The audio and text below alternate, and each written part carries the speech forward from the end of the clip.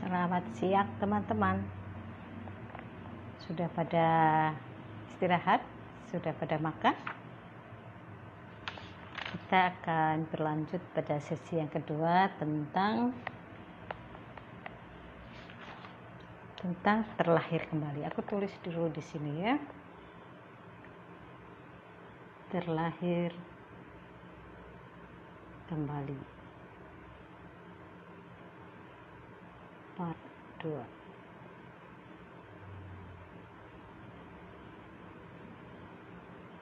Part 3.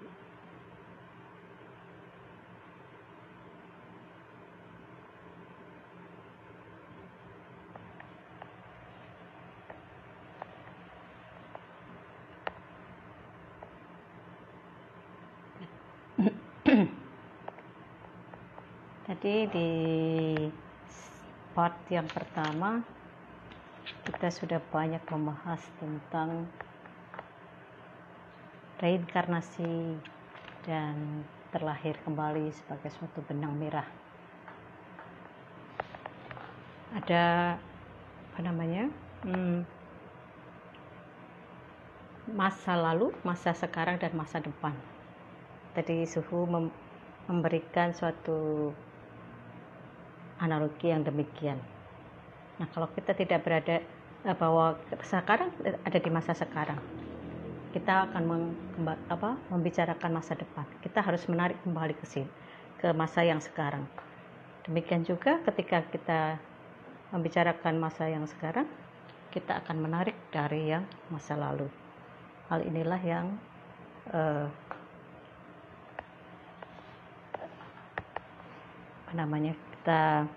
tadi sudah kita bicarakan bersama.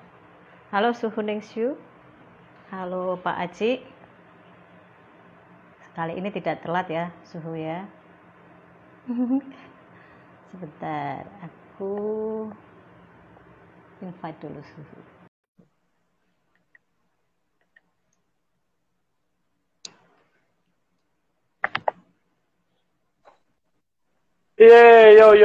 Yo, sudah semangat ketemu ini lagi.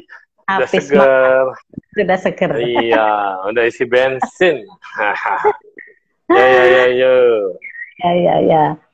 Ya. Tadi kita sudah ngobrol banyak ya Suhu.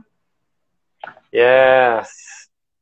Tentang ini terlahir kembali. Nah, Ya, sambil nunggu yang lain gabung, masuk dulu nih. betul Suhu. Jadi kalau Suhu, saya boleh tanya nggak? Ini apa buku yang tadi dibagikan Suhu ke saya, bolehkah dibagikan ke teman-teman? Silakan. Boleh ya? Oke, sebagai hadiah nanti kalau teman-teman ada yang membutuhkan, nanti akan kita bagikan ya Suhu. Ya. Tuh. Ini Baby Ellen. Ini mesti followernya Suhu nih ya.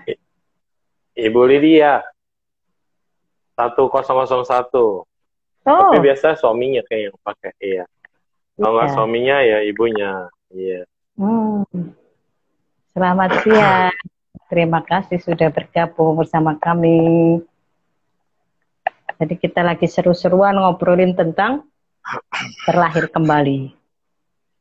Gitu. Kita tunggu teman-teman kita ya Suhu ya. Tadi aku ya biar sekalian ngomongnya enak. Barangkali juga mereka banyak pertanyaan. Tadi banyak pertanyaan yang mungkin belum ditanyakan Suhu, banyak yang masih penasaran tentang reinkarnasi. Benar nggak sih reinkarnasi itu? Gitu. Halo Lydia. Ini Lucia. Ibunya. Halo Aditya Rengga. Ini tadi yang nanyain past regression. Ini berarti nanti Suhu tetap harus menjelaskan apa itu past regression. Tadi aku sempat baca juga bahwa ternyata pemahaman tentang reinkarnasi itu bisa memunahkan kekerasan, menyadarkan keesaan dan membantu menciptakan keadaan kembali sukacita. Ya, itu karena begini Bu. Kan kita lihat karakter kita saat ini ya. Banyak orang berkata, halo, ini udah sifat gua gitu loh. Terus gua nggak suka sama seseorang. Nggak tahu kenapa kita bisa nggak suka banget sama seseorang. Padahal mungkin baru kenal. Atau mungkin karena sama saudara lagi. Satu ibu, satu ayah lahir bersama. Kok bisa? Harusnya kan landasan cinta. Harusnya kan kita bisa saudara, ikatannya lebih kuat. Tapi ada saudara yang kuat, ada saudara yang lemah, bahkan ada saudara yang jadi musuh. Terus ada orang juga, orang lain yang baru kenal, kita udah nggak suka. Terus ada orang lain juga, entah kenapa suka banget menyakiti kita. Ada juga yang kita tambah sengaja nyakitin orang lain. Baru kenal aja kayaknya, saya nggak suka kamu itu bahagia. Ada yang begitu kan? Ini adalah realita kehidupan. Kalau kita ini lahir dari kaset kosong, maksudnya kaset kosong benar-benar pure, maka tidak mungkin ada kebencian yang muncul secara tiba-tiba. Kecuali memang ada salah paham. Kalau salah paham kan itu kan ada persoalan, terus kemudian ada yang salah dan ada yang nggak paham, gitu kan? Itu mungkin bisa terjadi keributan. Oke, tapi kalau yang muncul secara tiba-tiba, baru pertama ketemu udah nggak suka, atau baru pertama ketemu itu saya langsung suka, atau baru lihat aja udah kayaknya simpati, atau ada ser-ser, ada jatuh cinta pada pandangan pertama, pandangan kedua, pandangan ketiga, misalnya. Ya, ya, iya. Jadi tiba-tiba gitu datangnya spontan, bawaannya tuh udah baru ngeliat nih orang nggak enak banget sih dipandangnya, siapa sih gitu, kayaknya udah nggak klop, nggak klik. Orang Cungko namanya Ciong gitu. Ada yang bilang hap itu cocok. Ada yang cocok, ada yang ciong, ada yang enggak. Itu pada saat baru kejadian, baru kenal, dan mungkin juga ada yang bilang, saya dijapu nih sama kamu. Kayaknya ngelihat kamu kayak gitu, aku udah pernah lihat kayaknya kamu gitu, kayaknya familiar banget. Nah, ini dikarenakan kita itu bukan kaset kosong. Jadi artinya, kita udah pernah punya rekaman-rekaman yang tadi saya katakan. Batu aja bisa menyimpan memori. Misalnya kayak ada di kuburan, pernah lihat nggak, Bu? Kuburan.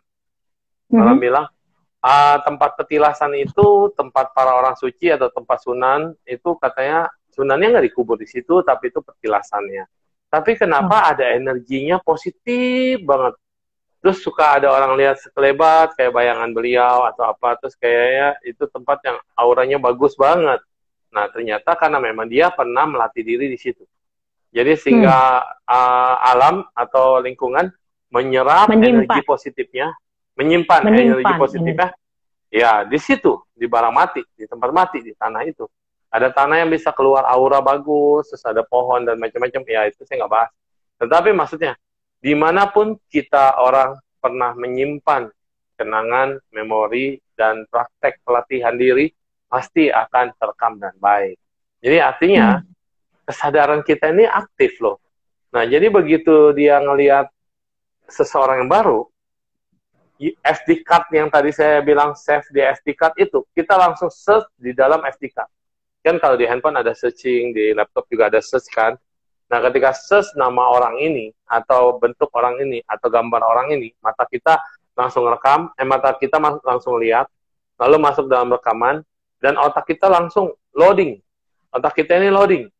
Ini gambar ini pernah di-save di mana, ini kejadian ini pernah di-save di mana, ini gambar ini pernah kelihatan di mana. Nah, kayak Google aja kan kita lihat kalau Google Image ya, di Google yang Drive ya, kita bisa masuk ke Google Drive, langsung ada muka-muka orang kan di situ kan. Sekali kita klik mukanya, langsung muncul semua foto-foto tentang orang itu.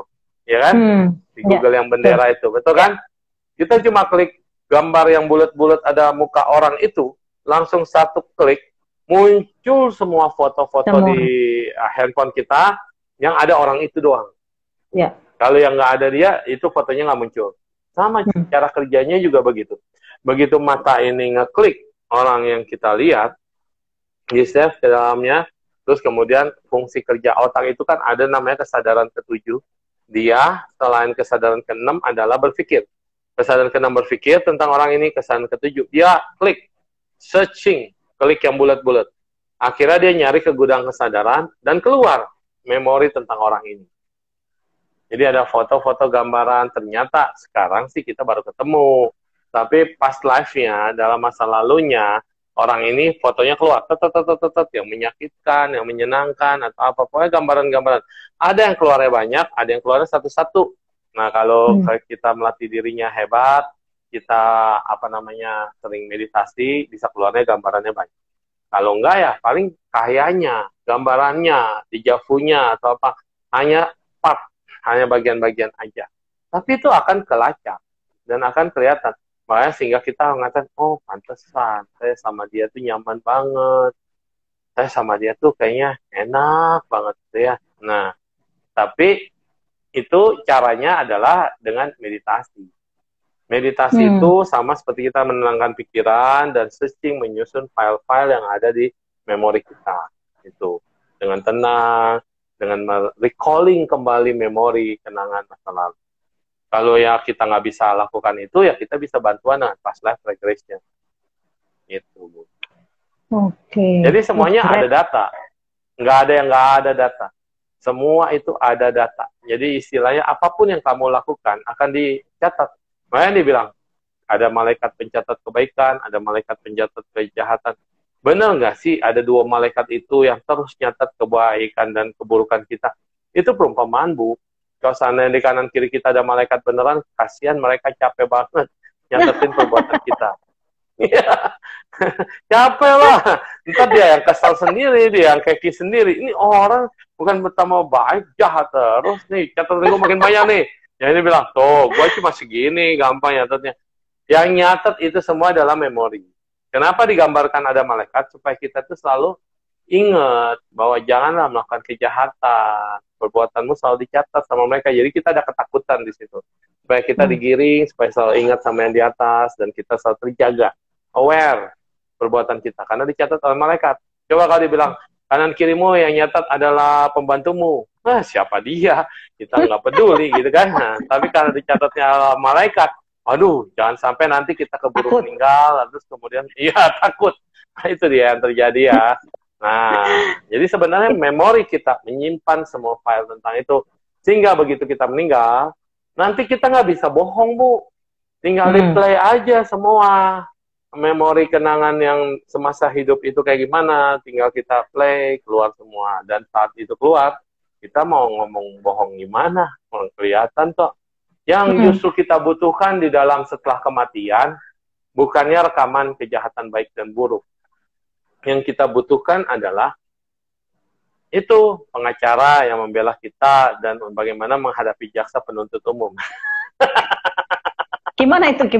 Dan iya kan ada persidangan kan, di Kristen juga ada, di Buddhis juga ada, semua ada final judgment, ada penyidangan. Nah, semua perbuatanmu akan disidang dan akan dilihat siapa yang benar dan siapa salah. Yang kita butuhkan adalah saksi.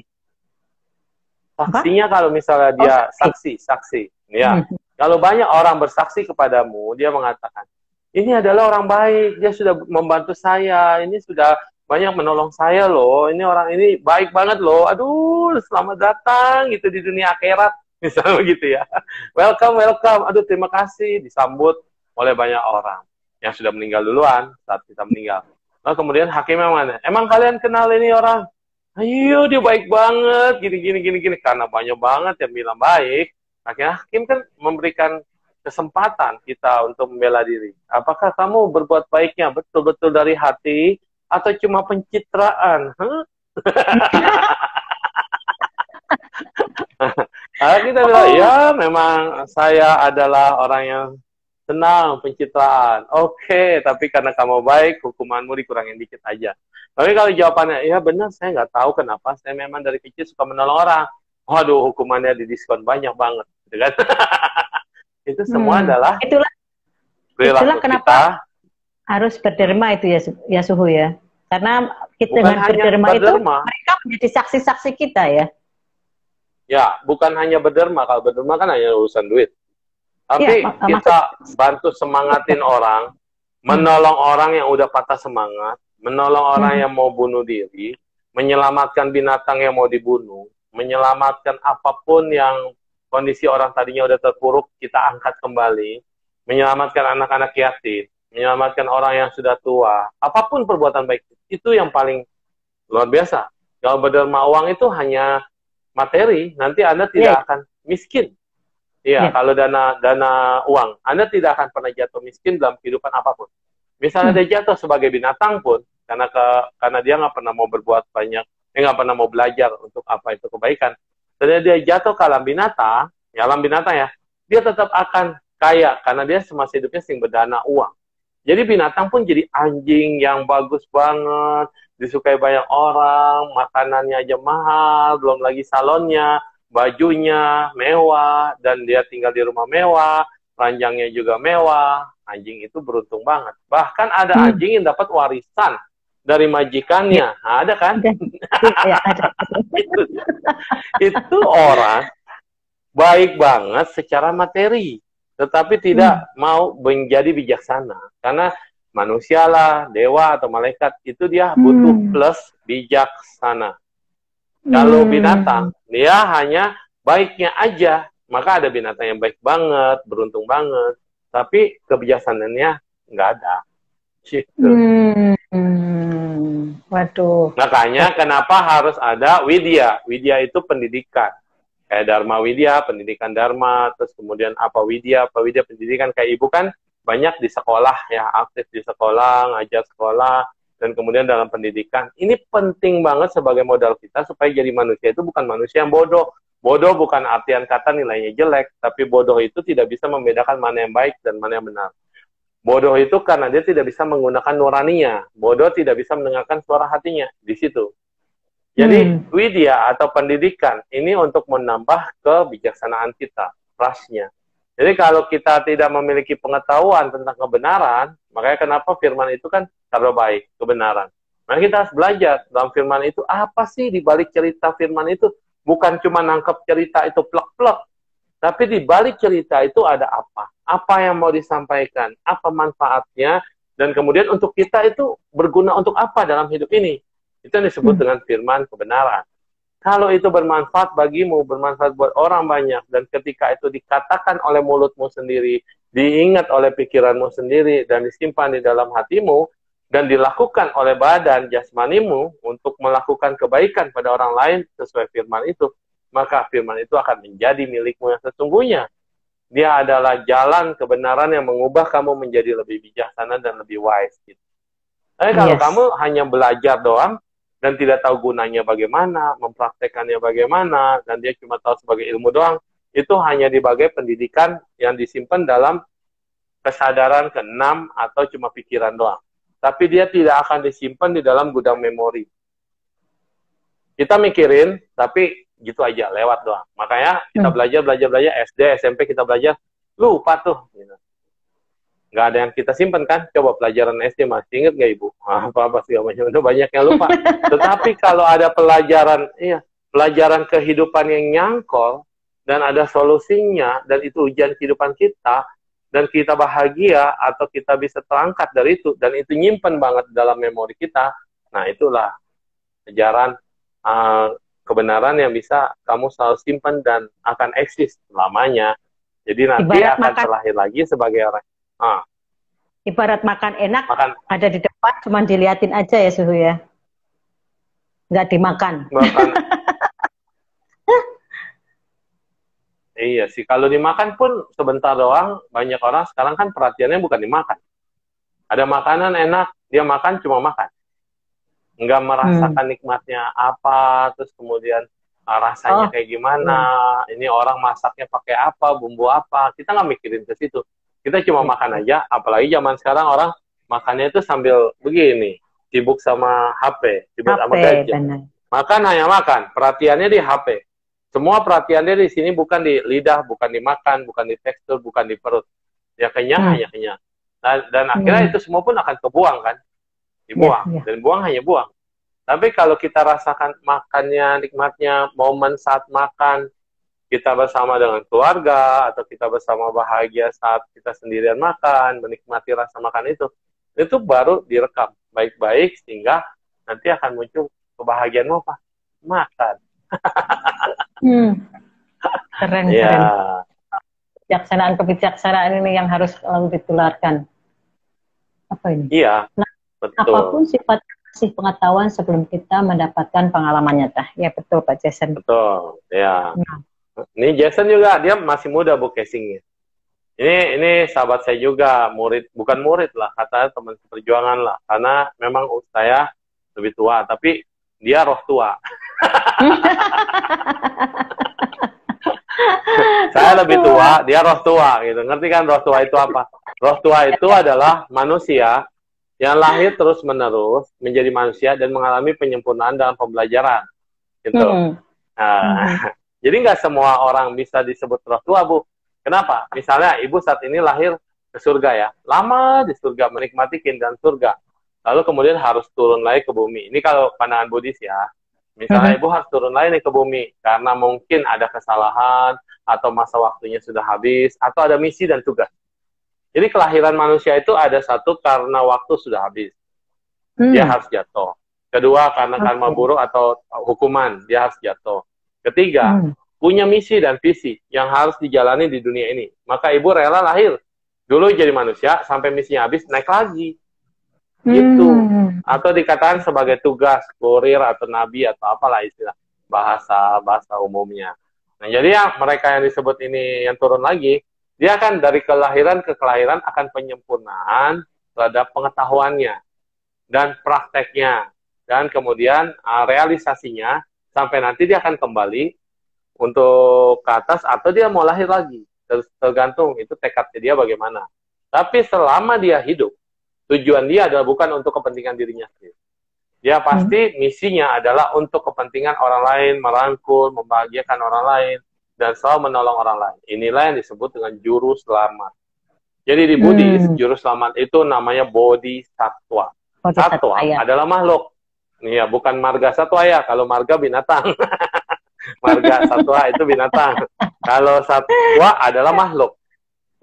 Bodhi adalah pencerahan. Jadi bodhisattva adalah makhluk yang mengalami pencerahan. Nah, ini visi misinya adalah menyelamatkan dan menolong lebih banyak lagi makhluk lain. Jadi itu disebut sebagai bodhisattva. Nah, kalau kita disebut juru selamat, ada jurunya, ada selamatnya. Juru parkir. Berarti dia fungsinya adalah memarkirkan. Kalau juru selamat, jurunya untuk menyelamatkan. Menyelamatkan dari apa? Menyelamatkan manusia yang sudah terperosok dalam jurang ketidaktahuan, jurang kegalauan, jurang kesalahan, jurang hal-hal yang negatif. Dia akan angkat. Tapi apakah juru selamat itu angkatin satu-satu, Bu?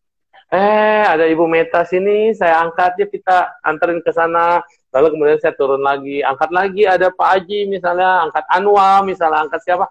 Capek atuh saya, yang enakan kalian. Sekali pergi nyampe, saya harus turun lagi, ngangkat lagi yang lain, turun bolak-balik.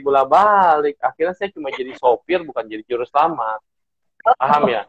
Jadi konsep penyelamatan itu adalah, juru selamat itu yang benar konsep penyelamatannya adalah, saya datang ke dunia ini, saya menjadi contoh di dunia ini. Saya menjadi kekuatan super tekad di dunia ini, tekad yang luar biasa besar. Dan kemudian saya berbuat sesuatu yang besar. Dan terakhir dalam hidup saya adalah, saya bertekad, misalnya berjanji, misalnya kayak Yesus, darahnya akan menebus dosa-dosa manusia. Kan kita jadi manusia, kalau udah tahu kata-kata itu, darah Yesus akan datang untuk menyelamatkan dan menebus dosa-dosamu. Terus kemudian kita bilang, oh ya Yesus, terima kasih. Ya udah, terus kita berbuat kesalahan lagi. Terus kita melakukan dosa lagi. Kurang ajar banget kan? Benar nggak? Ada sosok manusia yang hebat, udah garansi kita, dan kita udah tahu, terus kemudian kita sebodoh teing. Saya adalah saya. Itu kita nggak tahu diri.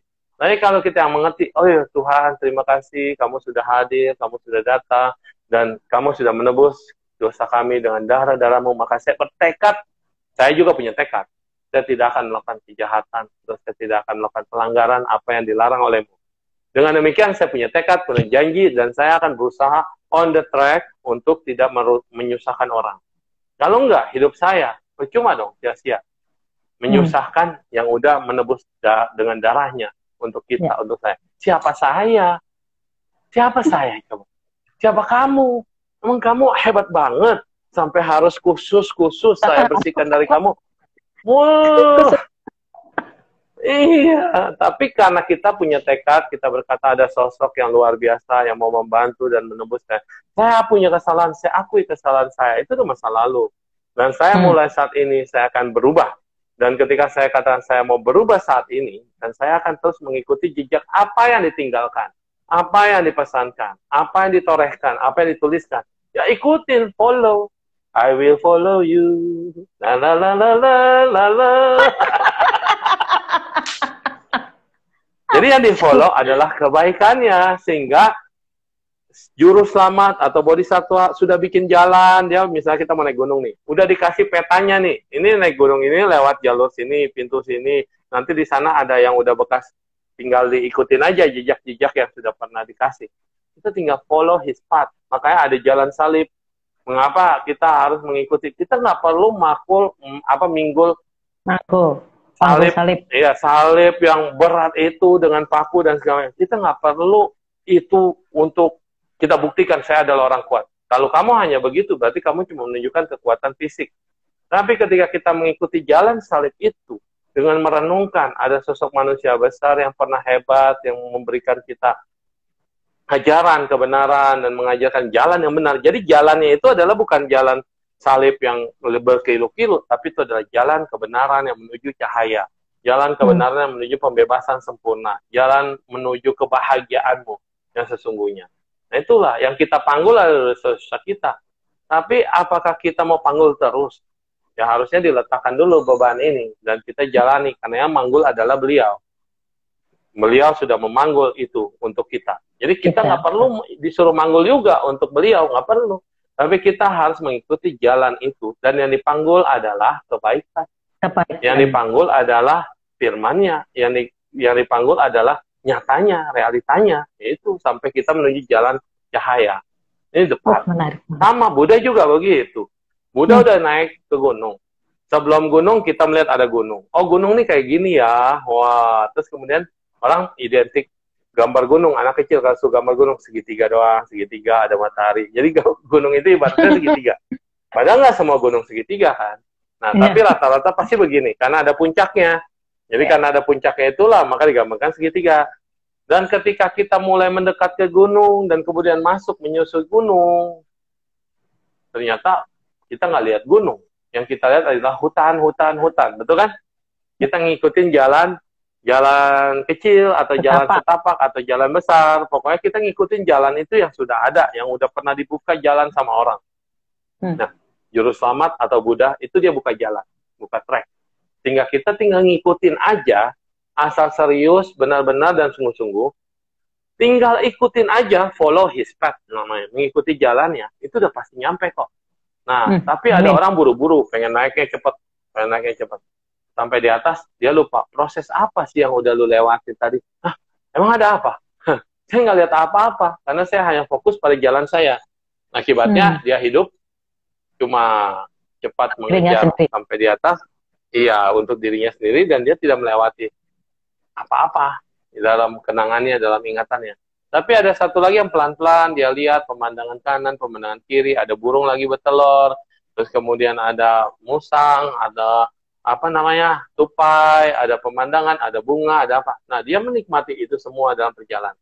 Inilah, juru selamat bodhisattva sudah membuka jalan bagi kita.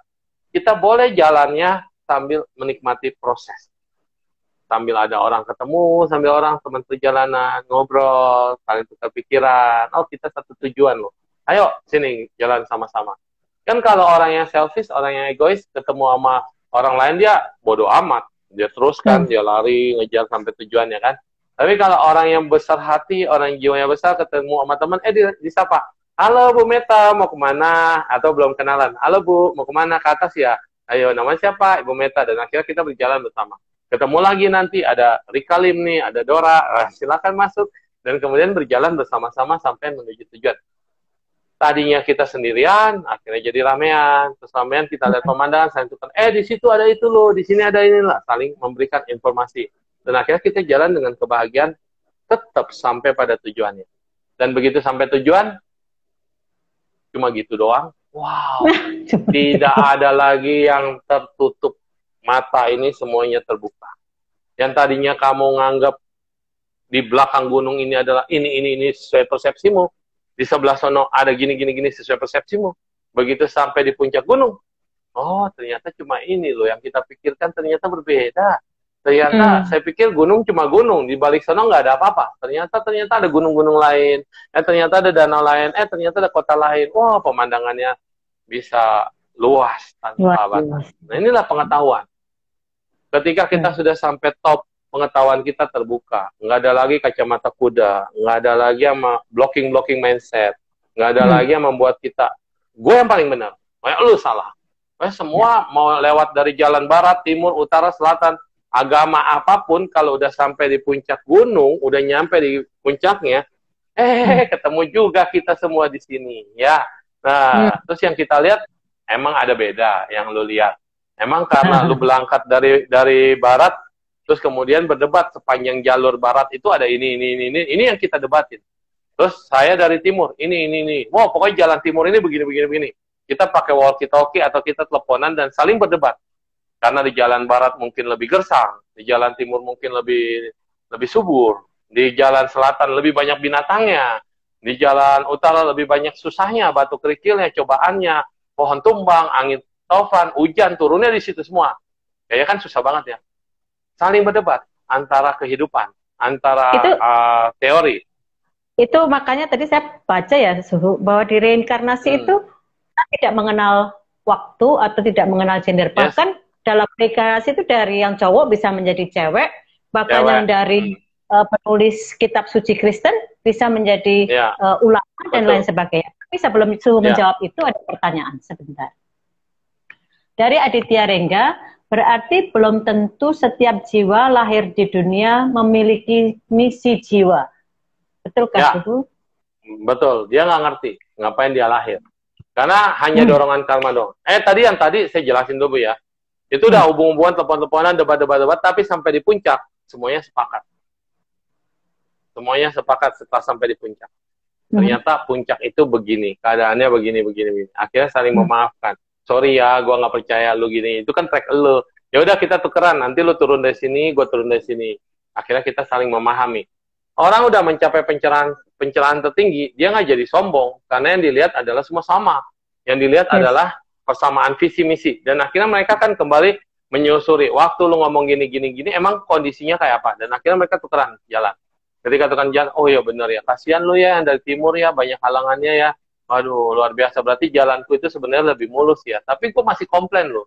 Tapi gue masih nggak puas loh. Dan masih meragukan gitu, gini. Akhirnya mereka menyadari. Inilah setelah sampai turun, mereka akan jadi pribadi yang sangat berbeda setelah pencerahan. Mereka akan saling memaklumi sesama orang, sesama teori, dan sesama apapun. Proses perjalanan naik atau proses perjalanan turun itu yang paling berharga bagi kita setelah kita pencerahan. Oke Bu ya? Selesai. Ceritanya selesai. Nah kita bahas tadi, yang track tadi. Saya jalur tracknya nggak ada kesadaran untuk penyempurnaan diri. Saya hanya tracknya ngikutin karma doang. Jadi artinya kita lahir ini karma kita. Jadi karma buruk kita masih ada karma baiknya yang luar biasa sehingga kita bisa jadi manusia. Dan ketika kita jadi manusia, kita ya jadi manusia aja. Jadi ditanya apa tujuan hidupmu? Nggak tahu. Karena nggak ada tugas, nggak ada misi. Dan saya tidak merasa saya harus menanggung misi. Dan saya juga nggak harus ngapa-ngapain. Tapi, ada tapinya. Manusia model begitu, itu akan terpengaruh oleh lingkungan. Lingkungan dia, yang di luar dari dia, yang akan mencetak karakter baru dia. Sifatnya nggak bisa dirubah. Tapi karakter bisa terbentuk dari lingkungan. Kalau semakin karakter dia lebih menonjol pada kepemimpinan, maka dia akan menjadi seorang pemimpin. Ya kan? Karena karakternya pemimpin. Tapi dia masih nggak tahu misi visi dia apa. Nah, dia jadi pemimpin ya pemimpin aja, biasa-biasa aja. Tidak sampai menyentuh banyak orang, bahkan kadang-kadang hanya mikirin dirinya sendiri, bahkan udah selesai, ketangkep, masuk penjara, dan tidak berarti buat siapa-siapa. Ini orang yang jalannya biasa aja. Tapi kalau orang yang ditempel dengan misi, dan dia tahu kenapa dia dilahirkan, tujuannya apa, goal settingnya apa, dan arahnya kemana, maka dia sadar atau tidak sadar, selalu kayak orang bilang, ada tangan yang akan membimbingmu. Tangan-tangan yang tidak terlihat inilah yang akan mengkaryakan pada dirimu. yang akan membentukmu, yang akan menuntunmu. Tiba-tiba aja tuh, semua jalannya jadi kayak tertuntun. Oh, terima kasih Tuhan, kita ibadah terima kasih Tuhan, atau terima kasih karma. Karma yang nggak bakal apa-apain, nggak bakal disalahin. Tetapi saya begini karena dulu saya begitu. Saya punya tekad, kekuatan tekad di masa lalu saya mau jadi juru selamat. Maka kelahiran sekarang, arahnya saya selalu nyelamatin orang-orang. Teman, keluarga, adik-adik. Nah, ini tekadnya saya dulu. Di sekarang, saya punya misi dan tekad ini dorong saya.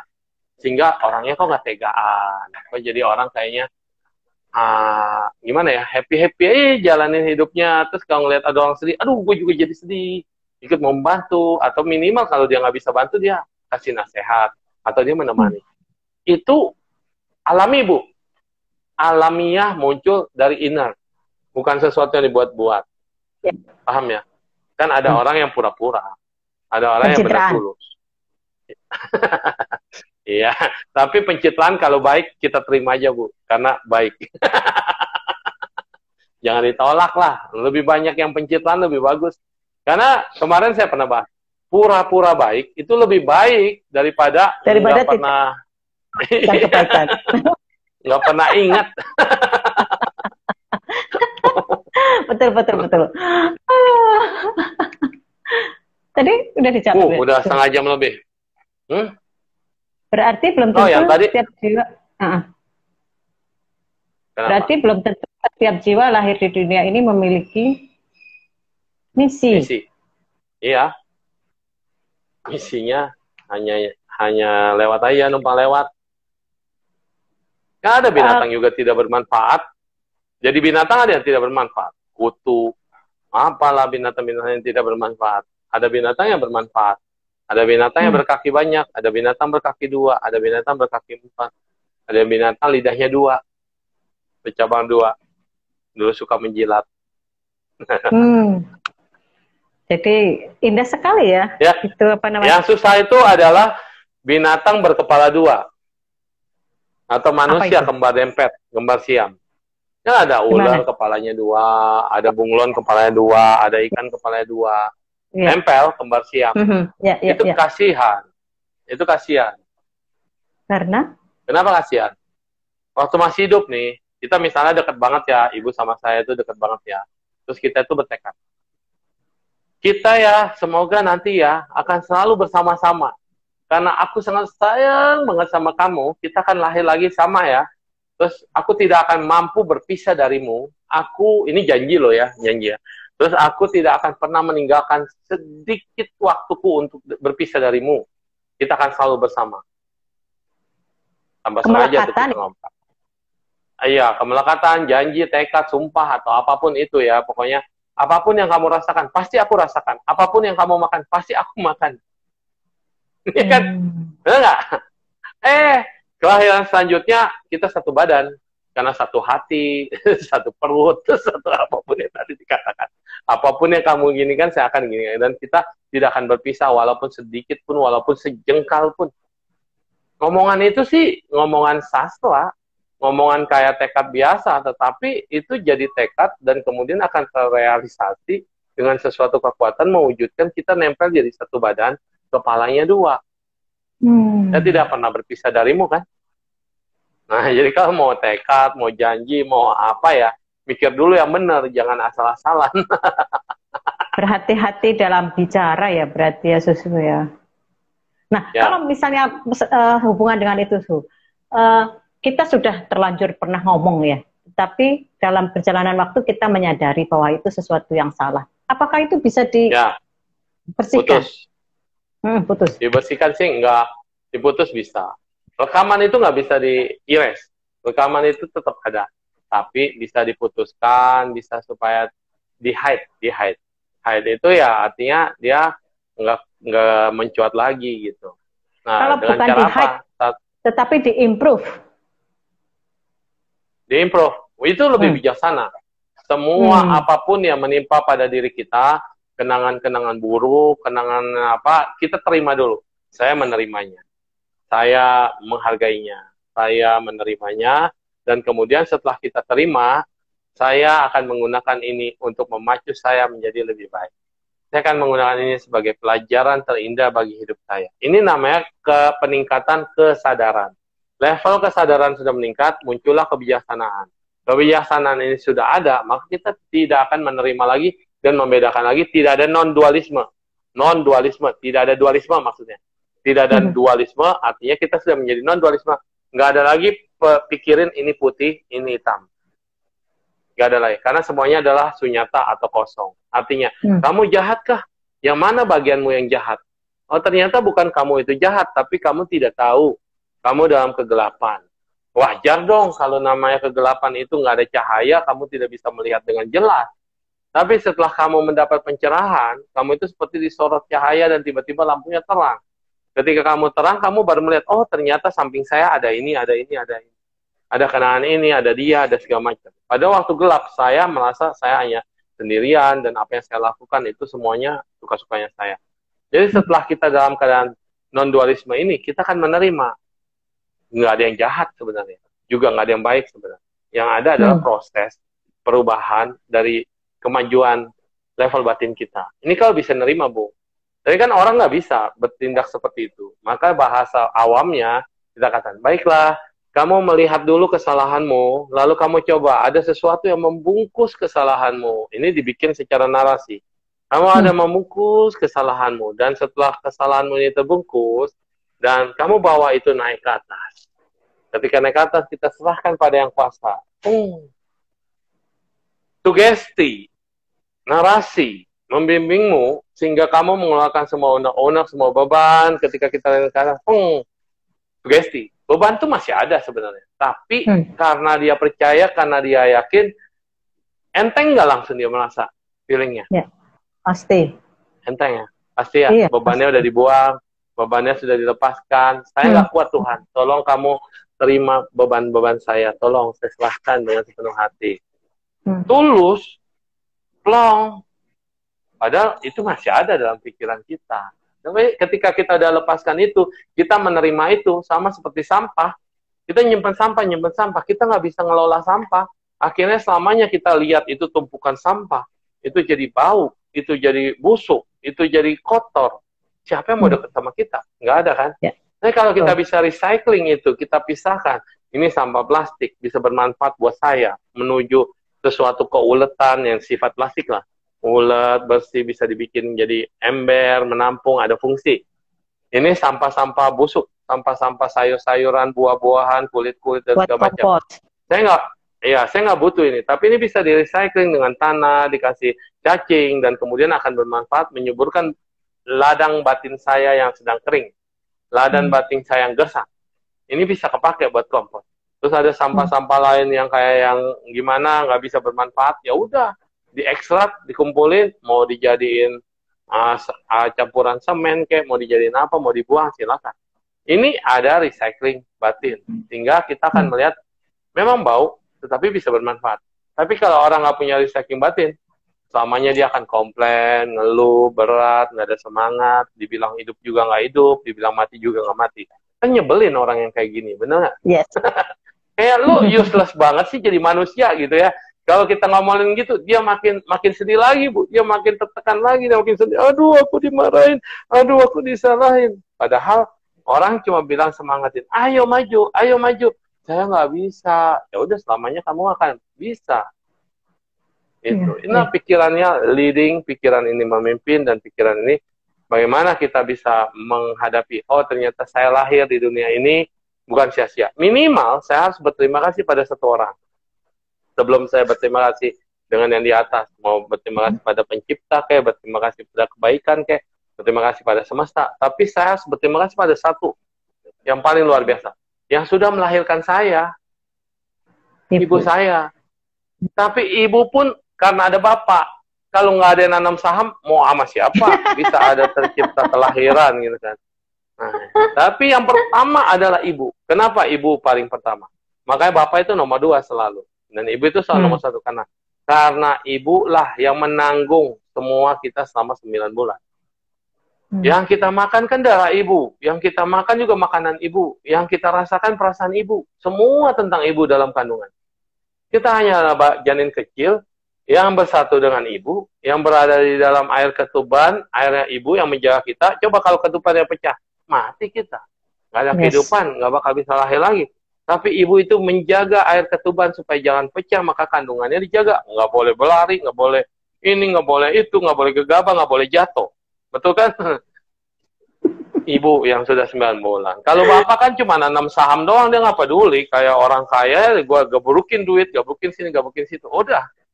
Silakan. Tapi nggak menanggung ceritanya ya. Nah, kalau rugi baru dia pusing. Kalau rugi nggak ada dividen, katanya rugi, ngoceh-ngoceh. Tapi ibu itu adalah yang menjaga, dan yang menjaga kemudian yang melahirkan kita. Kita bisa bernafas, kita bisa hidup. Maka rezeki anugerah pertama ini harus dilimpahkan kepada ibu. Harus berterima kasih kepada ibu, dan ibunya ini yang harus kita agungkan dulu sebelum diri kita diagungkan. Banyak orang terbalik, gue hebat, gue jadi ini, level udah sampai di atas, hebat. Ibu ya ibu aja lah, emang dia ibuku, biarin ya tinggal di rumah begitu ya, udah nasib dia. Ini terbalik. Harusnya yang kita agungkan adalah mama atau ibu kita dulu, yang kita penuhi semua kebutuhannya. Tapi orang tua, memang orang tua tetap. Nggak usah, udah kamu pegang aja buat kamu. Nanti warisan ibu juga buat kamu. Kita masih ngerebutin lagi. Kurang ajar kan? Tuh. Bukannya diajak ibunya jalan-jalan kemana. Ibunya belum meninggal aja udah pada ribut Nah, warisan. makanya tadi barusan kalau nggak salah ada Pak Anton Teddy. Jadi luar biasa. Ini sosok humble yang bapaknya kita ya. Sebenarnya Pak Anton Teddy ini ngajakin kita untuk apa sih? Buat orang-orang tua yang di mana-mana yang sudah mau mikirin sisa hidup lah, kita bilang. Cobalah bikin bermakna. Bikin rombongan orang tua-tua atau nggak kenal atau kenal lewat media sosial atau segala macam. Kita berkumpul. Membuat kenangan yang indah buat sisa hidup kita. Jalan-jalan aja kemana-mana. Dan jalan itu ya bisa ke tempat rekreasi, bisa ke tempat ibadah, tempat wisata religi, dan segala macam. Sehingga uang kita itu bisa digunakan untuk kebahagiaanmu sendiri. Daripada uangmu kau simpen, kamu cuma di rumah cetek, nonton TV, ganti channel. Nonton TV aja kita nggak sabar ya. Bisa nonton ini, ganti lagi channel. Ya kan? Nah, di rumah aja nggak ngapa-ngapain. Terus warisannya semua diserahin ke anak. Udah. Dan kita meninggal gitu-gitu aja. Gimana kalau nggak kita menikmati sendiri warisan kita untuk masa tua kita, dan kita bisa menjalani dengan happy dengan orang-orang yang sevibrasi dengan kita. Ayo pergi jalan, ayo jalan. Jalannya beribadah loh. Jangan jalannya cuma jalan-jalan ke Las Vegas atau kasino. Nah itu ya kalau Anda gambler yang God of Gambler, Anda selalu beruntung di situ, nggak apa-apa. Tapi kalau kita selalu rugi di situ, ngapain?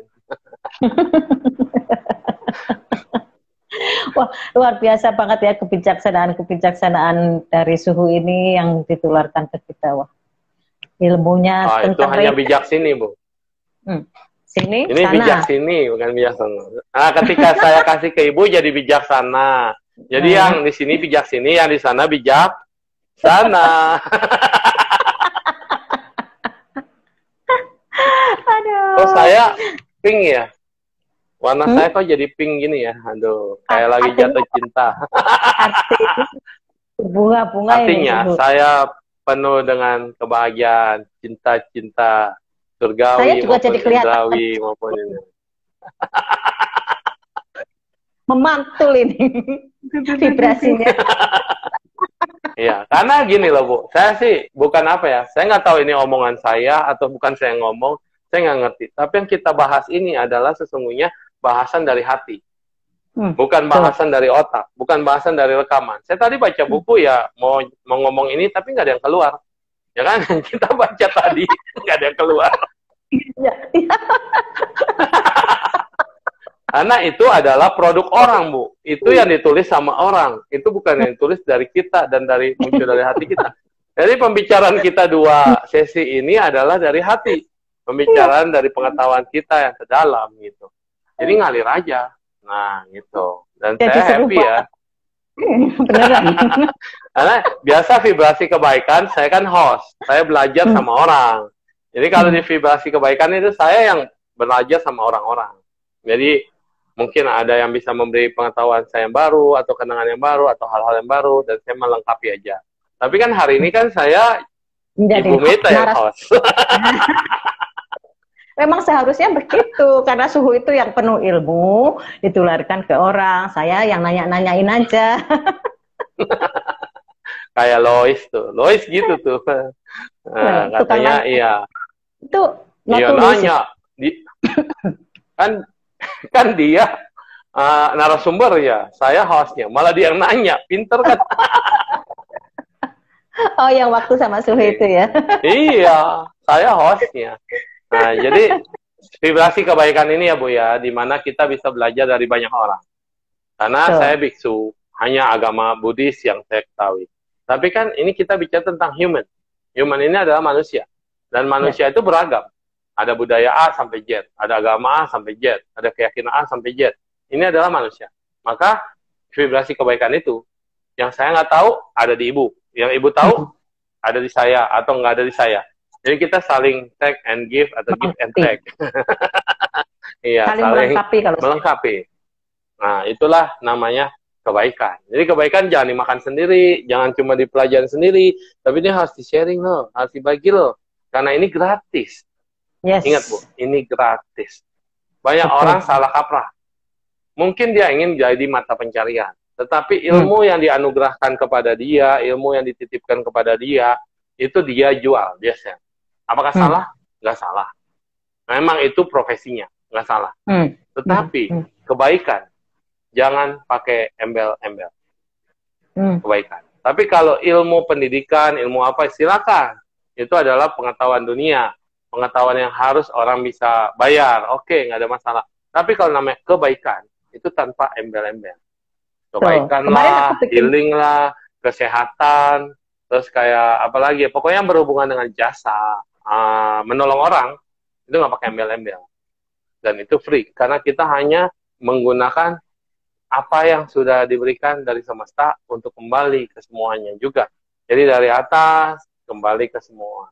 10 penjuru masuk, 10 penjuru keluar. Dan percayalah, rezeki nggak kemana-mana, karena rezeki itu adalah magnet.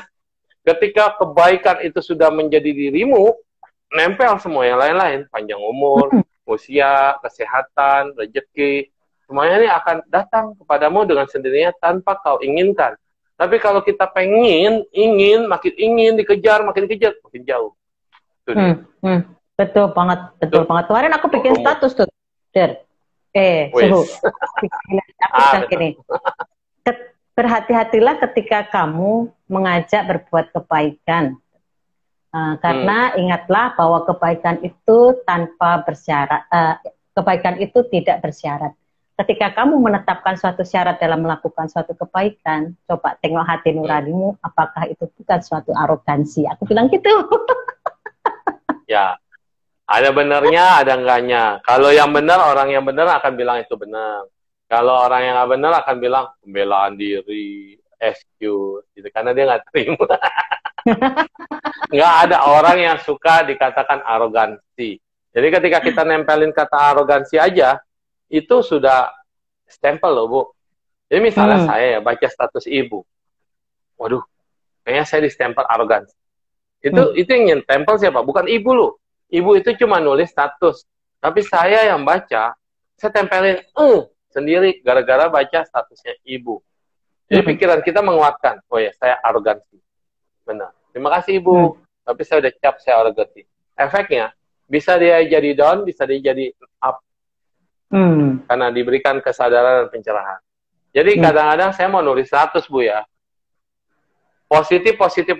Jangan ada kata yang negatif. Oke, next time. Ini ilmu ini baru dapat belakangan di vibrasi positif sama vibrasi kebaikan. Beneran. Dulu saya pikir saya bikin status apapun yang saya pikirkan. Saya lagi kesel. Ini kebanyakan orang nih, lagi berantem, lagi kesel, dia tulis semua. Dasar semua laki-laki nggak tahu diri. Saya laki-laki, saya baca status itu. Berasa gue diomelin, padahal gue gak kenal lu, ya kan? Padahal dia tulisnya buat seseorang, buat satu orang, tapi semua laki-laki yang baca, ini cewek apaan? Kenal juga enggak, ngoceh-ngoceh tentang laki-laki, tahu apa sih lu gitu kan? Akhirnya karena negatif satu ke satu orang, dia tulis di status, dibaca oleh semua laki-laki, pikiran baliknya ke dia akan lebih dahsyat karena semua laki-laki akan negatif ke dia. Bisa jadi nggak? Bisa jadi kan? Padahal tadinya urusan cuma satu orang, tapi tiba-tiba dia dapat hawa negatif dari berbagai penjuru yang merasa membaca dan kemudian merasa ditunjukkan ke dia dan dia balikin lagi. Nah itu dulu. Terus belakangan saya nulis, ya udah kita tulis kayak kata-kata bijak. Kata-kata bijak orang bilang, ayo Suhu lu so bijak, lu tahu apa sih? Lu nggak kawin ngomongin pernikahan, lu juga nggak pernah kemana-kemana ngomongin kayak gini. Itu kan teori doang. Iya sih, benar. Waktu itu saya tulisnya terlalu idealis, menulis segala sesuatu tentang teori banget ya, teori banget. Karena teori itu menurut saya bagus dan saya upload dong, jadi status dong. Tapi ternyata ada yang berkata begini. Dipikir lagi, refleksi balik lagi. Iya, gue sendiri belum tentu bisa jalanin sih. Bener. Kalau saya tuliskan dan orang lain sejalanin, gue aja nggak sanggup. Tahu tinggi ya. Oh ya, akhirnya ngerem.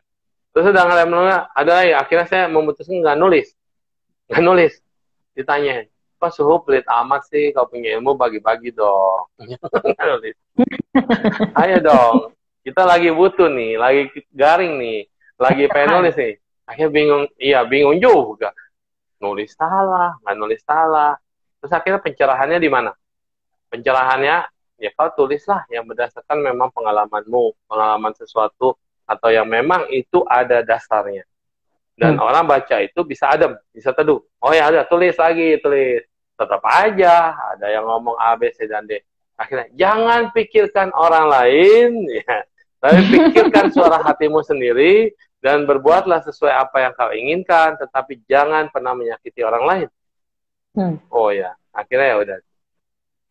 Ini terus belajar, sampai akhirnya kalau kamu menulis segala yang positif, yang akan datang pada kamu adalah positif. Coba misalnya, saya udah tahu nih, Ibu Meta kan plus sama negatif, ya kan? Saya puji Ibu dulu. Hai Ibu Meta, aduh cerah banget hari ini. Kacamatanya dari kristal ya. Aduh, itu bibir merahnya luar biasa. Udah kata. Tapi, di belakangnya, coba Bu, jangan galak-galak dong Bu. Aduh, Ibu ini kalau ngomong itu nyeletuk banget. Ibu, baik dikit kayak sama orang. Ngomong pakai nada 3 gitu, jangan dibanting terus. Di depan, udah ke langit. Tiba-tiba di belakang digabrukin. Mana yang paling diingat dari omongan saya? Nggak ada. Pasti yang paling belakang, betul? Soalnya bener. Bener banget. Iya. Nah, kalau orang yang biasa, orang awam pasti yang diingat yang belakangnya doang. Yang pujiannya dia udah lupa karena itu menguap. Sesuatu yang menguap kan dia keluar dari kita. Tapi yang terakhir itu nancep. Yang satu menguap, terbang, yang satu nancep. Jadi yang sisa yang nancep. Padahal harusnya semuanya biarin aja nguap gitu. Tapi nggak bisa. Manusia itu ketika disebutin yang negatif, dia akan nancep. Dia akan merasa sini. Sakitnya tuh di sini. Di dalam hatiku. Tanya lagi, hati yang mana? Wah, bye-bye. Sebentar. Sekarang, taruh dulu. Closing statement dari Suhu tentang reinkarnasi tadi yang ada hubungannya untuk menyadarkan pada suatu kebaikan atau kembali pada peradaban sukacita. Ayo Suhu, 1 menit. Oke. Percaya atau tidak percaya reinkarnasi itu ada dan tidak ada, nggak penting. Yang penting adalah rancanglah hidupmu sekarang untuk masa depanmu kemudian. Jangan sampai udah di masa depan, kamu menyesal dengan apa yang dulu harus kau lakukan, apa yang dulu jangan kau lakukan. Jadi lakukanlah sekarang, rancanglah hidupmu untuk masa depan. Masa lalu udah berlalu, nggak penting, udah buang aja. Nggak usah diingat-ingat. Tetapi sekarang rancanglah hidupmu untuk ke depan. Karena nanti begitu sampai di depan, kamu akan berterima kasih. Karena dulu kamu telah menanam hal-hal yang manis, kamu pernah menanam hal-hal yang baik, dan kamu sudah memberikan yang terbaik bagi hidupmu sekarang dan selamanya. Bye-bye. Merinding loh, aku merinding banget. Luar biasa. Ya, jadi teman-teman, bahwa kenapa ada reinkarnasi? Karena jiwa itu adalah bersikeras menyempurnakan hubungan dengan kepribadian manusia. Apa yang akan ditabur, itulah yang akan dituai. Terima kasih. Ini terima kasih juga teman-teman atas kebersamaannya. Semoga Angel kan ada malaikat, cinta juga harus ada sayap. Selamat bye. akhir pekan. Bye bye Suhu. Bye bye semua.